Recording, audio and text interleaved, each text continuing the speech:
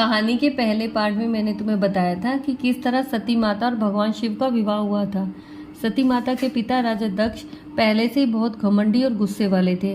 उन्होंने अपने अहंकार के कारण एक बहुत बड़ा यज्ञ रखा जिसमें उन्होंने सभी देवी देवताओं राजाओं को बुलाया, लेकिन भगवान शिव को जानबूझकर निमंत्रण नहीं दिया गया। जब यह सती माता ने सुना कि सभी देवी देवता कहीं जा रहे हैं तो उन्होंने नारद मुनि से पूछा कि नारद जी, ये सब देवता कहाँ जा रहे हैं। नारद मुनि ने बड़े ही शांत स्वर में उत्तर दिया कि आपके पिता राजा दक्ष ने एक बहुत बड़ा यज्ञ रखा है, परंतु उन्होंने भगवान शिव को निमंत्रण नहीं दिया है। यह सुनकर सती माता बहुत दुखी हो गई, परंतु उन्होंने नारद जी से कुछ भी नहीं कहा। वे भगवान शिव के पास गई और बोली कि मेरे पिता ने एक यज्ञ रखा है, क्या मैं उस यज्ञ में चली जाऊं। शिवजी जी ने बड़े ही प्यार से कहा कि अगर उन्होंने हमें नहीं बुलाया है तो हमारा वहां जाना उचित नहीं होगा, पर सती माता ने दृढ़ता से कहा कि वह तो मेरा घर है, वहां जाने के लिए मुझे कोई निमंत्रण की आवश्यकता नहीं है। शिवजी जी मुस्कुराए और बोले, ठीक है, मैं तुम्हें मना नहीं करूंगा, तुम चली जाओ। सती माता यज्ञ स्थल पर पहुंची। वहां उनका बिल्कुल भी स्वागत नहीं हुआ। उनकी बहनों ने उनका मजाक उड़ाया, लेकिन उनकी माता ने ही उन्हें केवल प्रेम और स्नेह किया। जब सती माता ने देखा कि यज्ञ में सभी देवताओं को आहुति दी जा रही है पर भगवान शिव का तो नाम भी नहीं लिया जा रहा, तो उनका मन बहुत दुखी हो गया। फिर राजा दक्ष ने बड़े ही घमंड से सती माता के सामने भगवान शिव का अपमान किया। यह सुनकर सती माता का क्रोध भड़क गया।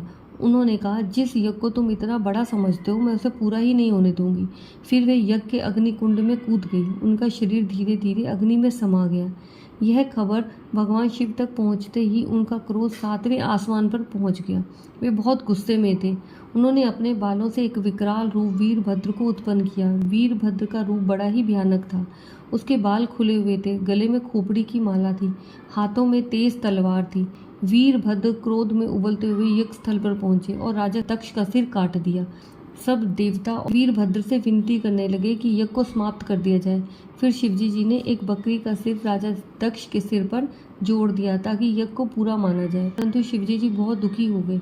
उन्होंने माता सती का जला हुआ शरीर अपने हाथों में लेकर पूरे ब्रह्मांड में तांडव करना शुरू कर दिया।